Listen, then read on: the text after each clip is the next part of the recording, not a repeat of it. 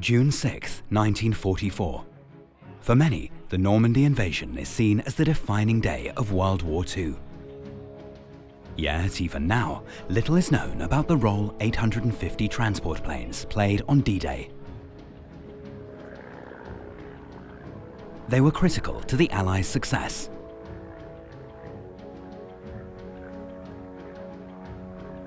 Now, the DC-3 is a bit of a Jekyll and Hyde aircraft because it has this civilian life, but it also has this military life. During the Second World War, the DC-3 helped the Allied forces secure victory.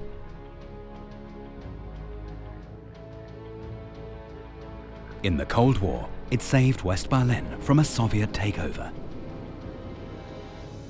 We were not afraid of these candy bombers. We all knew that they had come to help us. In Vietnam, however, the savior plane became a vicious weapon sent in by night. Following her military career, this chameleon of the skies transforms herself once more. She becomes an airliner again, and the grand lady of post-war aviation. The DC-3's many names reflect its long and storied history: Sky Sleeper, Dakota, Candy Bomber, and C-47. It has flown for decades. I mean, what other aircraft can you say has flown for nearly a century and continues to fly? And no other plane in the world has been built in such numbers.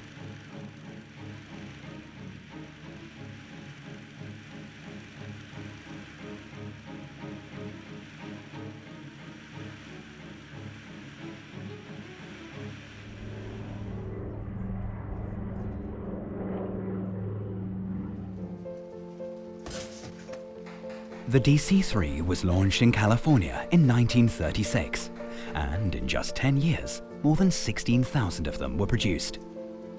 In the US, it revolutionized air travel, sidelining the railroad for long-distance transport.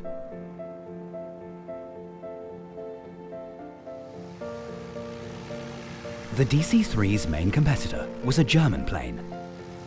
The U-52 had an aluminium alloy structure. It was also popular and reliable, but could only carry 15 passengers.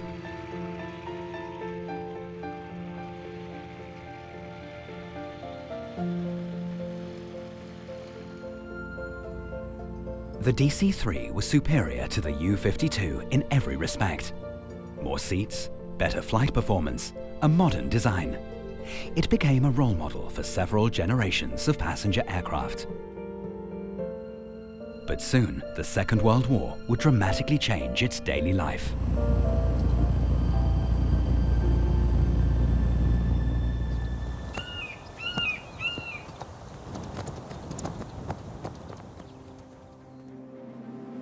In Switzerland, the American plane became part of history. This one nearly ended up on a highway intersection in Dubai. Now restored to her former glory, she's enough of an eye-catcher to rival the Alps.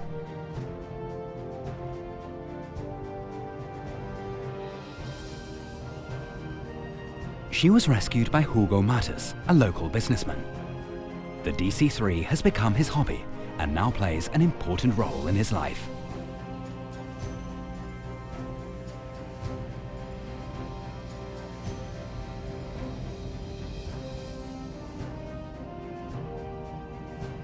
Each year, he spends about 70 hours in the cockpit.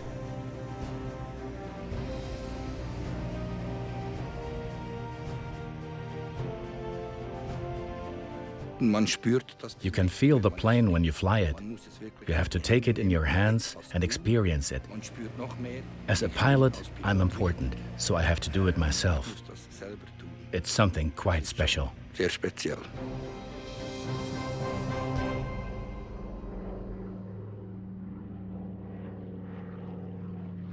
In 1936, Swiss Air decided against the German U-52, choosing the DC-3 instead, with Paris, London, and Berlin among the airline's prime destinations.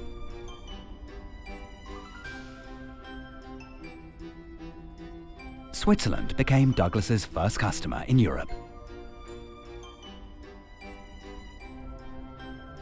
During World War II, the Swiss DC-3 wore neutral paint to avoid being shot down by the Germans as enemy aircraft.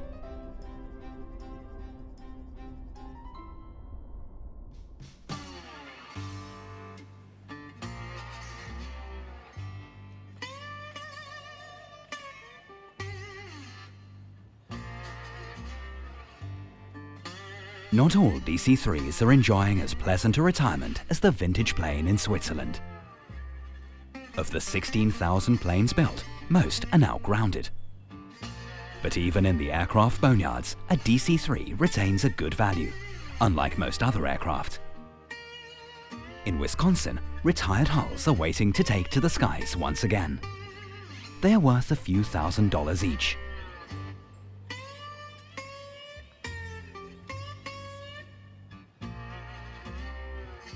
The airframe is fantastic. It is, after all, a DC-3. You modernize the electronics, you put the new engines in it, and you have almost a new airplane. At Bardehle turbo conversions in Oshkosh, these veterans of World War II are given a new lease on life.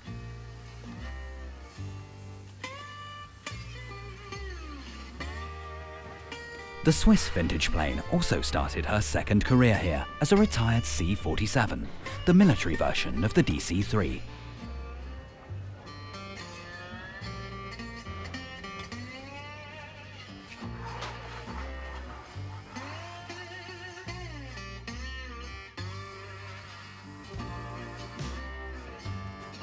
In these hangars, Bardehle employs 100 men. And Ashley Hazy.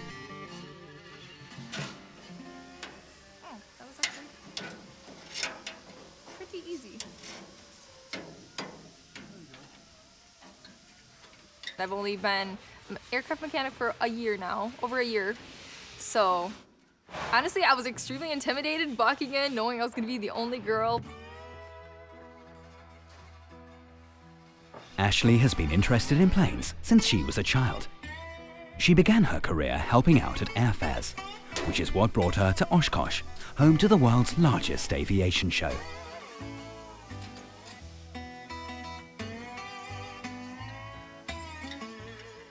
I just knew right away I wanted to be an aircraft mechanic, and I love it very much. Ashley and her colleagues are working exclusively on DC-3s. This is what Bardehle specializes in. For Ashley, every reg has its own personality.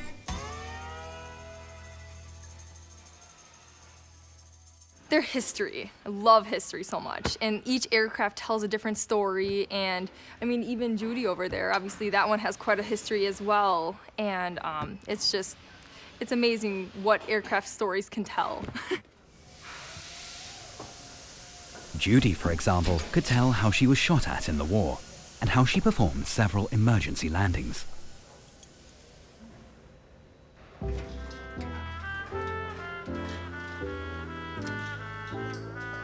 When Judy was built in California, the world looked quite different. The original idea at Douglas was to construct an airplane that offered seats during the day and beds at night. The first customer, American Airlines, placed the order with a mere handshake instead of a formal contract.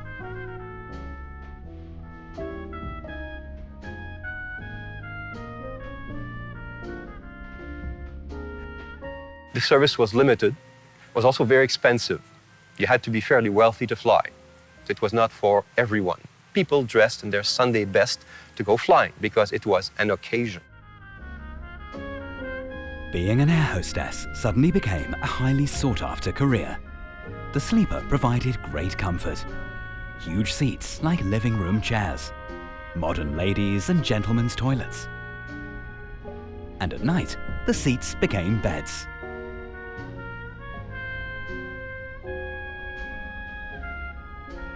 Hollywood loved the sleeper. For the first time, actors could fly in from New York without any annoying hotel accommodation or train transfers. Travel time between east and west coasts was cut by more than half, to only 15 hours.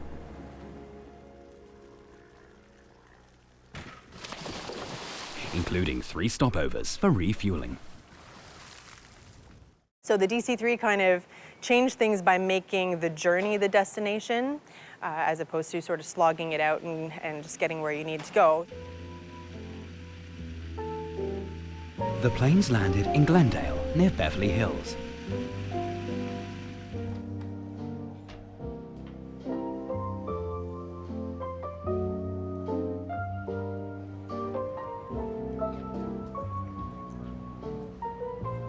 The DC-3 was fast, robust, and extremely economical. Other airlines also placed their orders with Douglas for regular service without any beds. This was a masterstroke of design and made the plane highly profitable.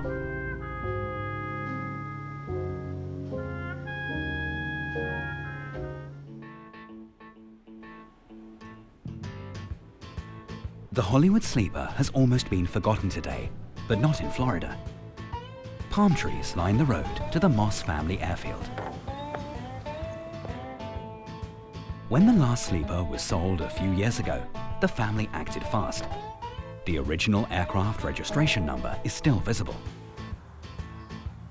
The family wants to restore the DC-3, but they lack the money to do so. This is what flagship Tennessee looked like in her prime, back when she flew the rich and the beautiful across the United States. We're going to bring it back to what it was in 1936 as the oldest DC-3 in the world today, and it was the 6th one ever built. So, of all the DC-3s, this one really deserves to live again and to show the world what airline travel was in the mid-30s. On board, the food was freshly prepared. There were no classes like today. Every ticket was equally expensive.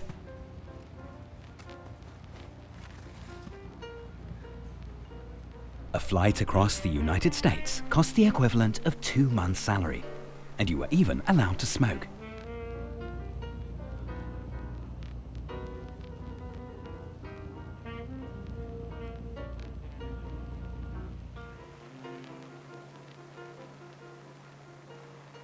I started when I was about 15 years old, flying DC-3s with my dad from Miami to the Bahamas, Turks and Caicos, and in 2007 we bought our first one as a family.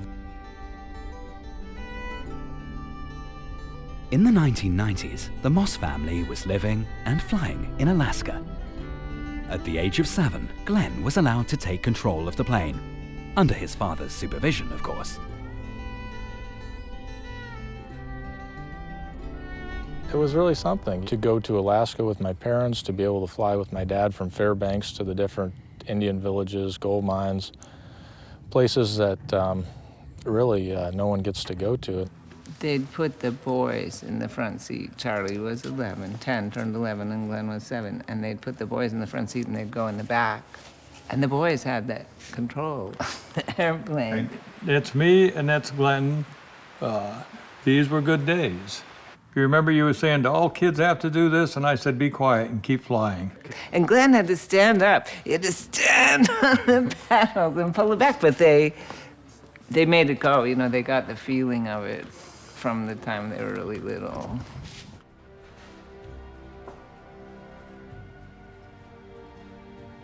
The Swiss entrepreneur Hugo Mattes is also following his dreams. However, there is a difference of a few $1 million between his ambitions and those of the Moss family. In Oshkosh, the Swiss hobby pilot has bought another DC-3 from the meadow. Judy. Let's talk about my aeroplane. Same configuration. Together, Hugo Mattes and the workshop manager discuss the rebuilding of the aircraft. During World War II, Judy carried paratroopers. In just 2 years from now, she will be able to do so again. And what is your impression now with this aeroplane? It's not bad, actually. The fuselage is not very bad. From just the initial look at it, I really don't think that it's very bad. There are some spots, obviously, but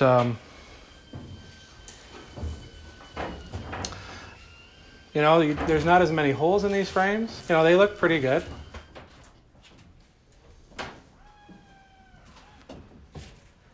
Ja, es muss prinzipiell noch viel getan werden, aber There is still a lot to be done. I knew it when I bought her. Buying the plane costs around 1/20th of what I'll spend in total. And by the time I'm finished, I'll have invested the same thing 19 times until it's what I want it to be. bis es so ist, wie man das haben will. The cutting of sheet metal requires strength and an eye for detail. This aluminium sheet will replace a piece of Judy's outer skin.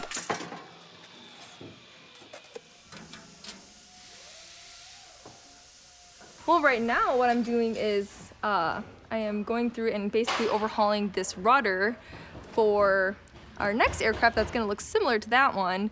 I've done fabric covering, lots of riveting, structural work, all kinds of stuff. So you need to have good muscles too, or? I don't know. I've definitely gotten stronger. So I'd say yes. Okay. But you don't have to be as strong as the guys to do it, so. 3:30 in the afternoon is clocking out time at Bardehle.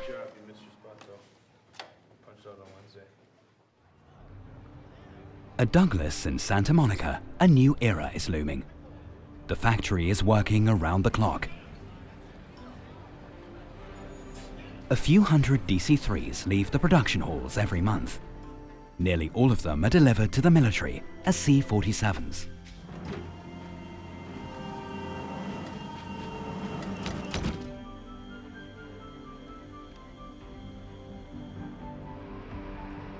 In December 1941, the United States entered World War II. Many civilian DC-3s, including all sleepers, were requisitioned and converted into C-47 military transporters. In addition, the United States built up its own stock. It also supplied hundreds of C-47s to its allies, especially to Great Britain and the Soviet Union.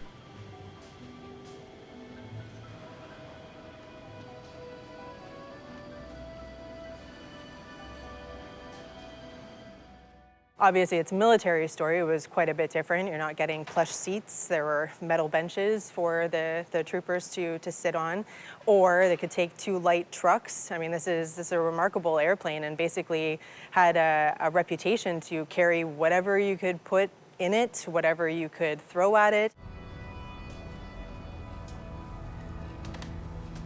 In England, the 101st US Airborne Division was rehearsing for D-Day, for the liberation of Western Europe.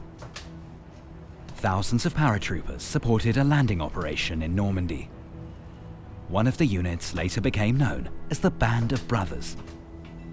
Their most important vehicle for transport and supplies was the C-47, a true workhorse.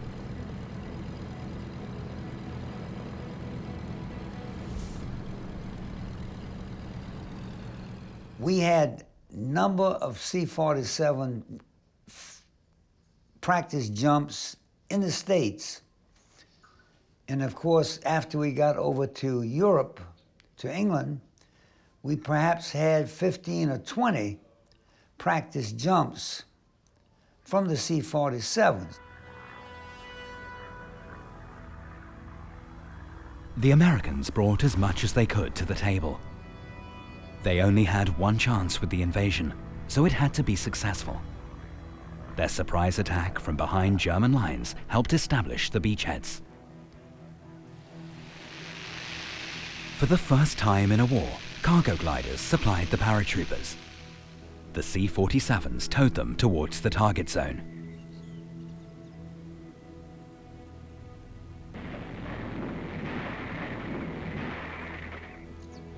The gliders carried everything that they could.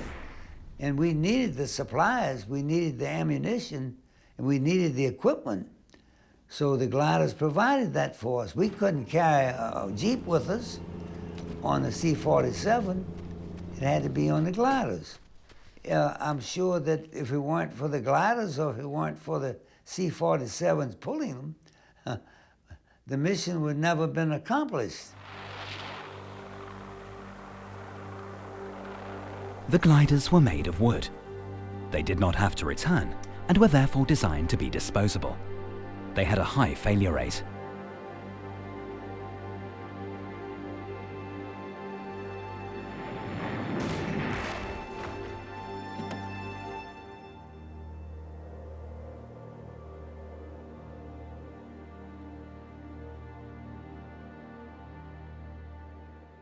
They all cracked up. The minute they hit the ground, they cracked up. They were no more good. And sometime when they cracked up a lot of people with them. The paratroopers called them flying coffins because we would have nothing to do with them. They were dangerous. As the invasion approached, the Americans had cause to be concerned. To motivate his troops, General Eisenhower, the commander-in-chief, addressed them in rousing terms.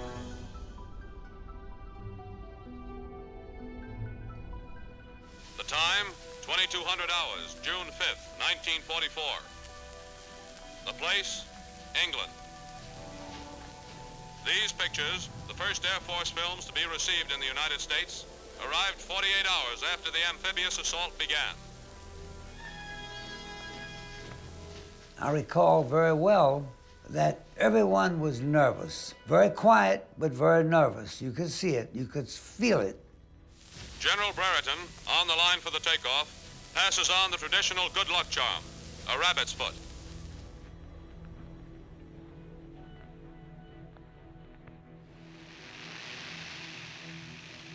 In a first wave, around 850 military transporters released 17,000 paratroopers, coming back in further waves to provide them with supplies.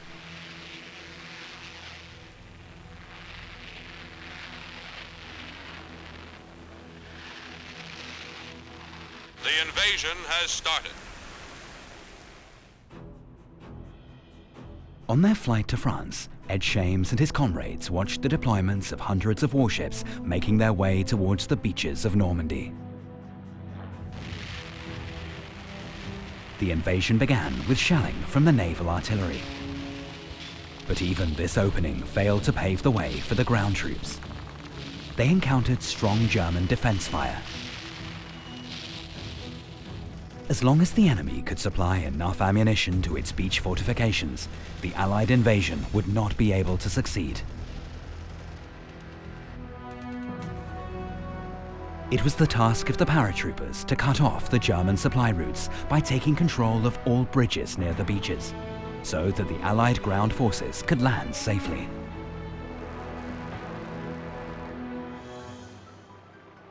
Stand up. Hook up. This mission was extremely dangerous. The generals expected a casualty rate of 50%.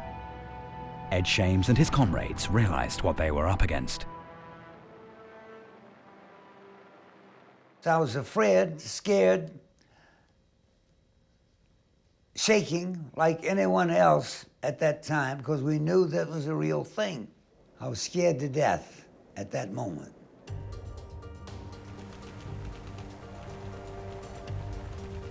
It took him about 15 minutes to land. Floating in the air, the men were exposed to German defensive fire.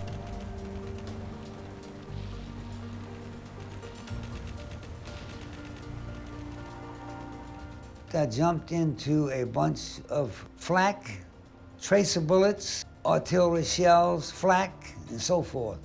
How I wasn't hit, I'll never know, because the plane, you could hear the flak bounce off the plane. We were getting ready to jump. Not only that, our parachute was coming down and you could hear something going through the parachutes, cutting through the silk. And that sound has never left me to this day. Few units jumped off at the right point because the pilots had lost their orientation. A new radar system intended to mark the landing zones did not work. Some units ended up 5 miles from their drop zone, others as far as 50 miles away.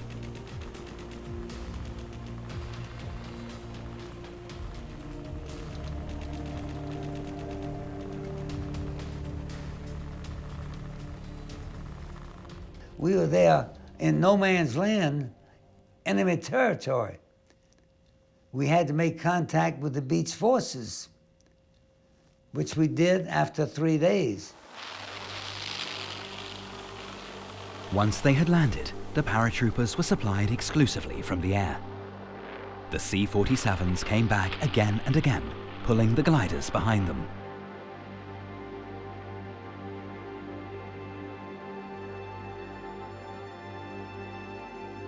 But that is what the German Wehrmacht were expecting. They had flooded the fields and meadows to prevent the gliders from landing safely.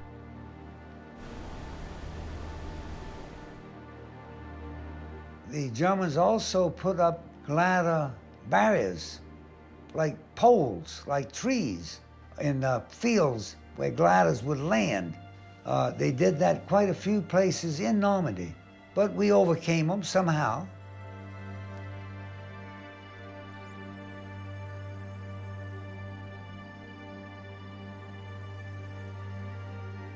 Overcoming the barriers came at a high price to the glider crews. 1 in 4 soldiers was killed in the operation. But those who survived helped turn the tide in favor of the Allies. The German troops ran out of ammunition, allowing Allied forces to conquer the beaches and advance inland.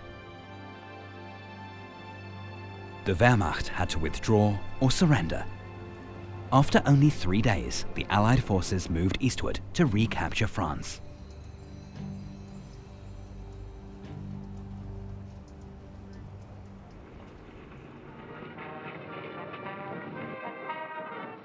Given the high risks faced by the paratroopers and glider crews, General Eisenhower honored the courage of his men, but also praised the DC-3 as a key factor in winning the Second World War.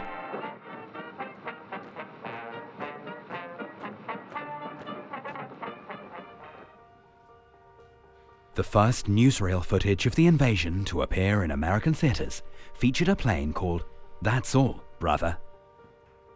This DC-3 became a legend of the war.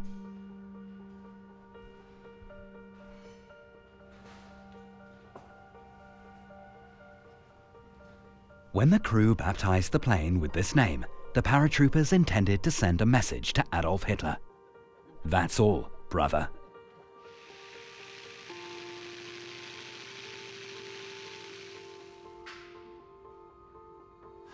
After the war, the famous aircraft disappeared without a trace, until it was miraculously rediscovered at Bardehle in Oshkosh 70 years later.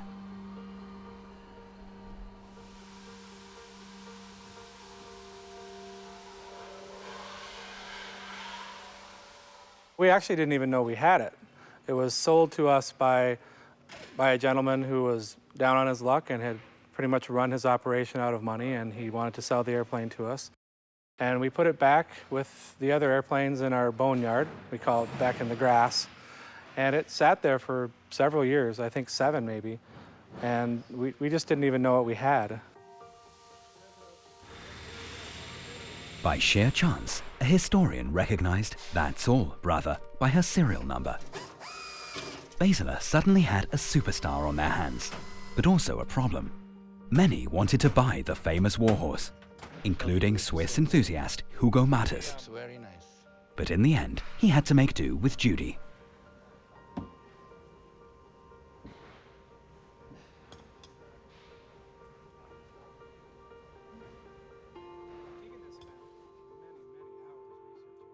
It was annoying.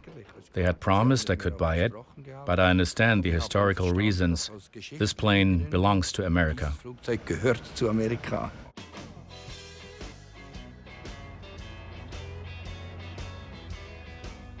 In Oklahoma City, the fate of many vintage planes rests in the hands of Roy Owens. Roy is giving the radial engines a thumbs up or down. No pilot would ever dare to disagree with Roy's assessment. A well-maintained engine is the best life insurance a pilot can have. Just behind us is the tear-down area. The engines that come in, they're disassembled. From there, they go to cleaning. From there, polishing and inspection before they're built. Everything was handmade. and everything is so precise. They're just amazing engines.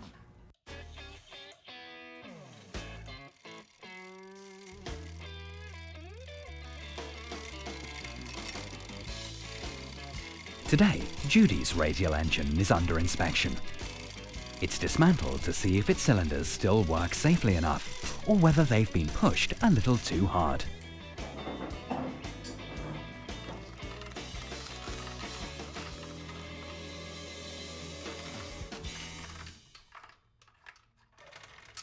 The DC-3 has two engines with 14 cylinders each. Each cylinder must reliably deliver 86 horsepower, generating a total of 2,400 horsepower.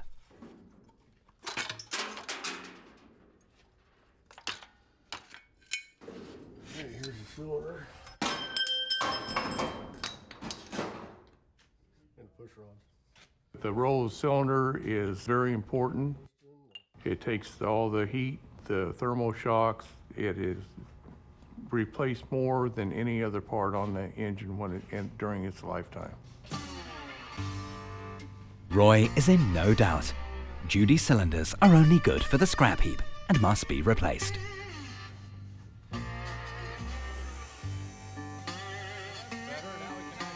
For the next step, Roy needs good friends.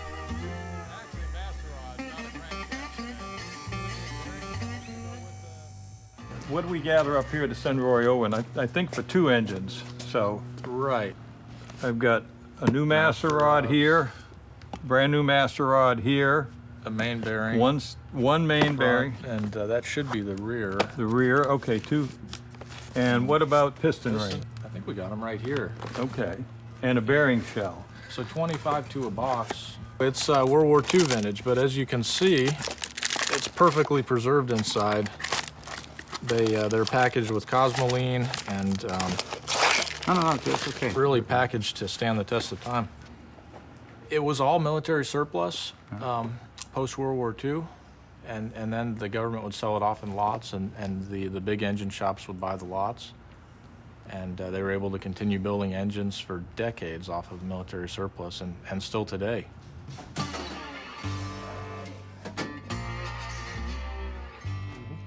With a little help from the Moss family, his friends in Florida, Roy can build brand new engines from 80-year-old spare parts that were never used and therefore not exposed to any stress. After all, what we're looking at is an airplane that flew more than 80 years ago. It flew barely a few years after the first transatlantic flight solo of Lindbergh, and something like less than 30 years after the first flight of the Wright brothers. So you're looking at very significant aircraft with a fascinating history, a fantastic history in every corner of the globe. Your rods, your bearings, master rod bearings. For Hugo Matters, Roy has only bad news today. There is total wear in almost all of Judy's cylinders. They're heavily used, eh? very used. You like newer, better quality stuff, and these would not fit your needs, I don't feel.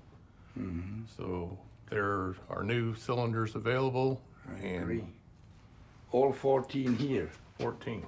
Nice. 7 front, 7 rears. So dass es gebraucht ist, das wussten wir, aber das We knew that it was used, but I did not expect it to be so extreme. The engines are completely exhausted. ist jetzt richtig ausgeleiert. For the Swiss pilot, it's a bitter pill to swallow. 14 new cylinders for a whopping $50,000. But as an engineer, he knows that parts of this quality come at a price.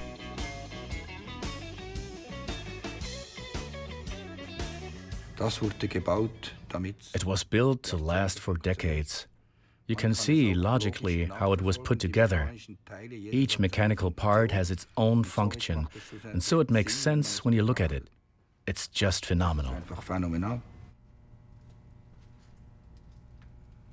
A week later, the brand new old engine will be on its way to Oshkosh to become a part of Judy.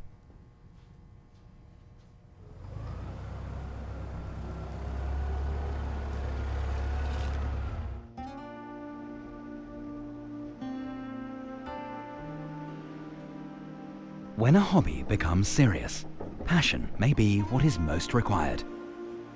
But knowledge is equally crucial.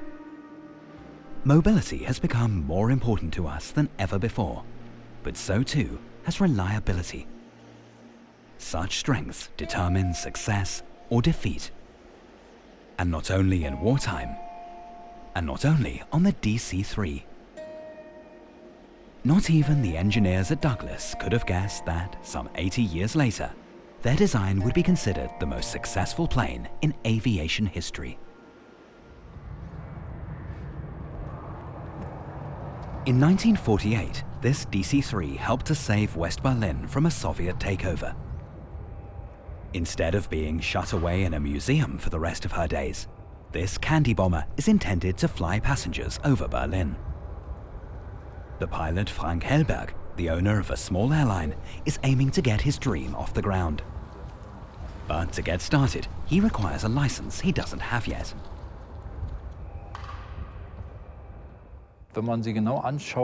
You can clearly recognize how this design became the mother of modern airliners. In Berlin, she had a huge political impact too. She turned former enemies into friends. This is the heritage of this plane, and that's what we want to tell.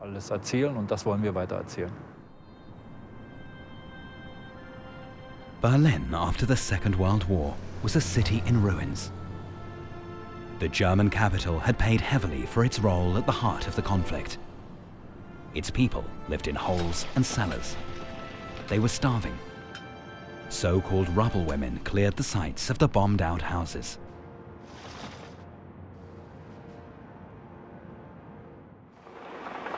But then the victors began to argue. In June 1948, the Soviet Union blocked all land routes into Berlin, so that the Western Allies could no longer get supplies to their sectors of the city.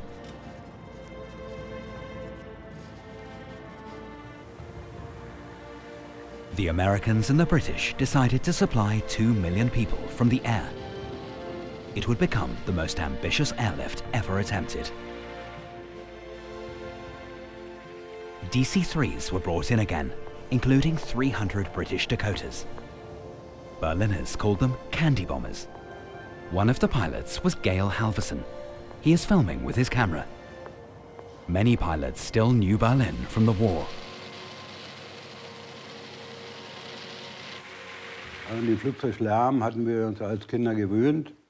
We had got used to aircraft noise as children, from the Allied air raids in the war. But after the war, there wasn't much air traffic over Berlin. Now it started again in 1948 with the airlift. We were not afraid of these candy bombers. We all knew that they had come to help us. In June 1948, Germany was divided into 4 occupied sectors. The candy bombers reached West Berlin using 2 corridors from Hamburg and Frankfurt. They were the first air corridors in the world. As soon as the planes were unloaded, they returned to West Germany using a 3rd return corridor towards Hanover.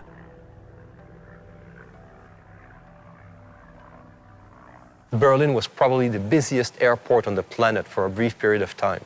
Anything from food to coal to milk, everything that the Berlin population needed was flown in. It was amazing. Every pilot had to make a successful first landing in Berlin or fly back immediately without landing at all.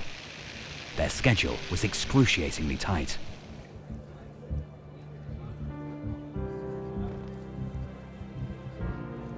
Food and coal were the primary supplies flown in on the DC-3s.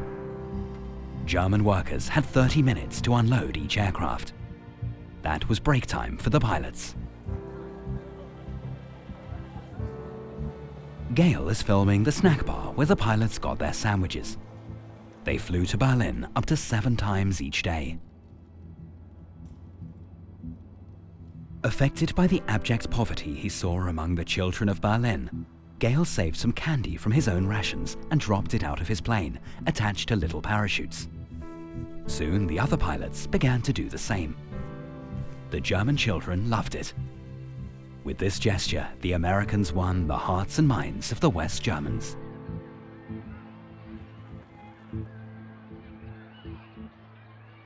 If there was a parachute coming down, then hundreds of children would run through the streets and chase it. It was an adventure for us. As though you had found some golden treasure. Yes, a bar of chocolate.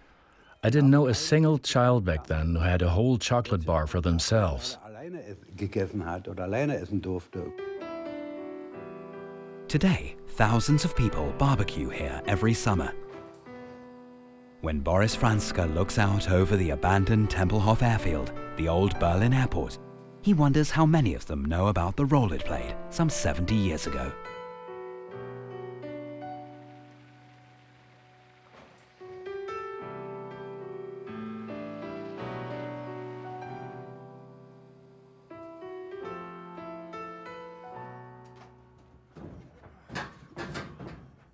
At the new Berlin airport, the DC-3 crew cannot take off, as their old candy bomber is no longer airworthy, and their new one lacks the proper license. Putting in the seats from the old plane should help the new aircraft to get the license needed.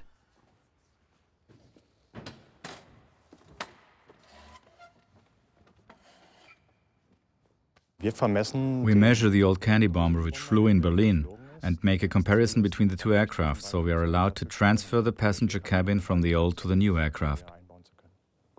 Let's take the cockpit as a reference point. European aviation law is complex. In order to transfer the license, engineers have to confirm, using a cross laser, that both aircraft are identical down to the last millimeter.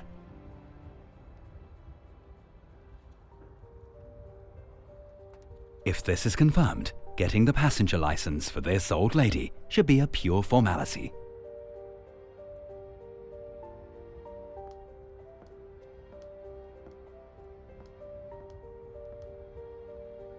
Berlin has an incredible history, from the wars to the wall.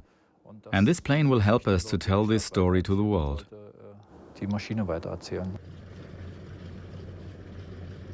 After the airlift, the DC-3 served as a passenger plane for a few more years. But the emergence of faster and more comfortable jets soon put it out of business. The Boeing began to take control of the skies. First the 707 on long-haul flights, then the 727 for middle-distance routes, and in the mid-1960s, the Boeing 737 for short hauls.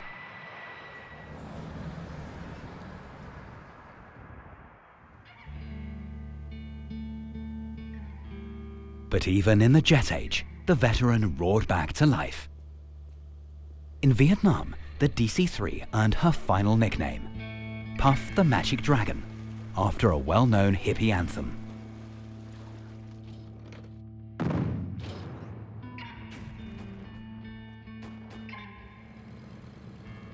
In Vietnam, the armed cargo version AC-47 did not rain chocolate, but rather fire and death. First, tracer ammunition was shot to detect and illuminate the targets at night.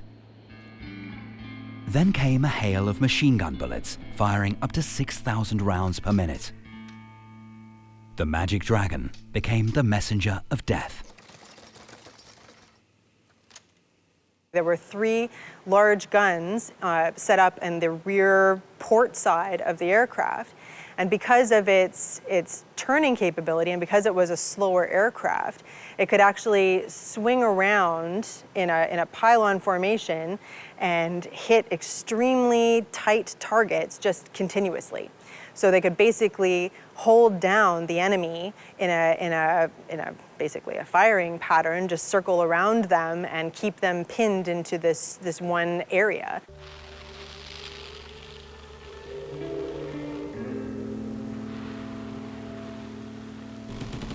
The crew flew until they ran out of either fuel or ammunition.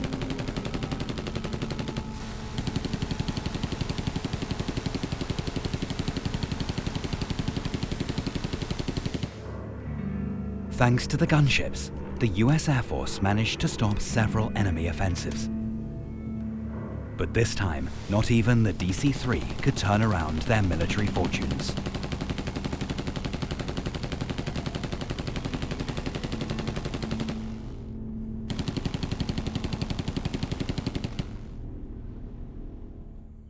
After the US withdrawal from Vietnam, the DC-3 finally seemed to be consigned to history in most parts of the world. But as it turns out, its story was far from over. There are still new and exciting chapters to be written. In the 1990s, the DC-3's old virtues are being enhanced with new technology, such as turbo engines and a modern cockpit. Vintage aircraft are being reborn as Bardehle turbos. The paint is done. All of the systems have been checked. The airplane is ready to be delivered to the customer. In fact, the customer will be showing up today to sign the contract, hopefully. Good morning. Good to see you again, Andy. Hey, Randy. Hey, Randy. How are you, sir? Welcome to Oshkosh. Thank you, sir. It's just a great set of customers that we can work with on this aircraft. We're really looking forward to that. Yeah, that'd be cool. Very nice. Amazing. Well, here's the final document for your airplane that you're taking delivery of today. It just basically states that you accept the airplane and it's finished, and we can finalize the contract. The last piece of paper. Good stuff. You got to sign. We'll go flying. All right. Thank you, Doug. Thank you very much, sir. Thank you, sir. Thank you, Andrew. It's been a pleasure. Thanks, guys. Yep. The Turbo DC-3 combines the best of two worlds. From the past, the original license, the airframe and the aviation features, and from the present, the safety of a modern cockpit. So I have a little bit of time, 4,000 or so, but mostly in small stuff. So I just...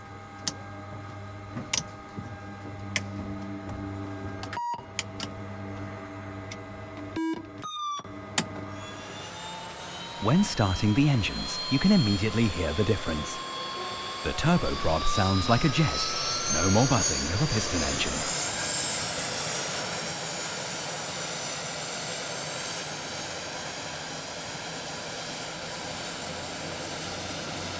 While in the past 14 cylinders could easily overheat, the Turbo DC-3 has fewer problems with hot or thin air. The newly outfitted plane can therefore fly at higher altitudes and is more powerful. This plane will soon be commissioned by NASA to carry out ice measurements at the South Pole.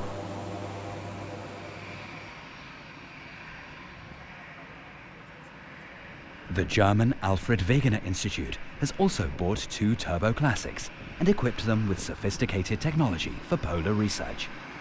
Polar 6 will soon be setting off for the North Pole. Thomas, I'm releasing the coupling. Yo!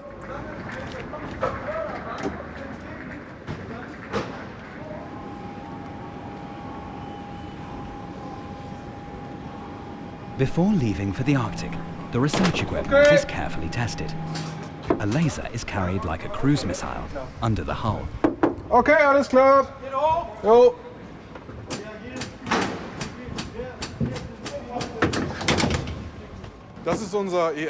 Our EM bird is a great system. We fly at low level and the instrument records the thickness of the sea ice from 25 meters above its surface. Über dem Meereis dessen Dicke.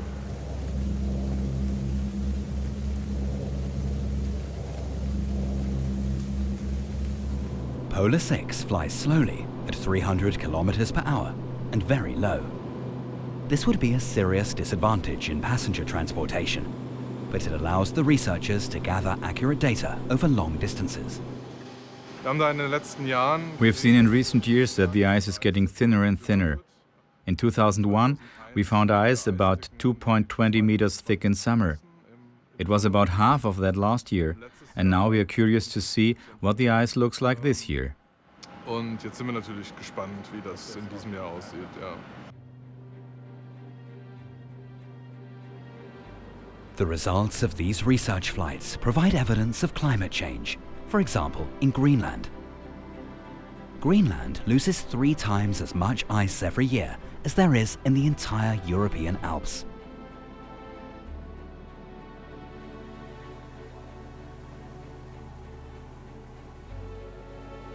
The original features of the DC-3 include a sextant. This allows the pilot to navigate with the sun in case his GPS fails. Near the North Pole, the magnetic fields are a risk for modern navigation.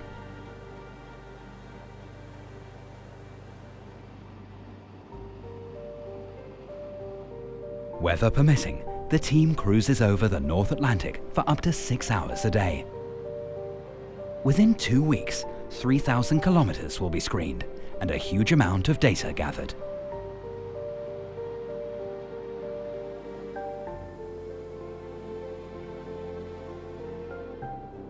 Station North is the northernmost point of Greenland, inhabited by only a few soldiers.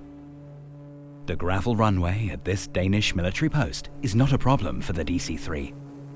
She manages well on uneven surfaces and can even land on snow and ice.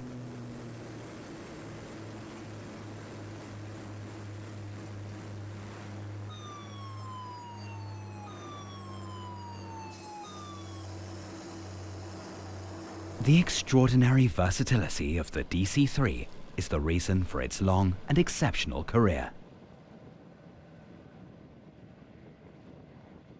You put it on wheels, as normally.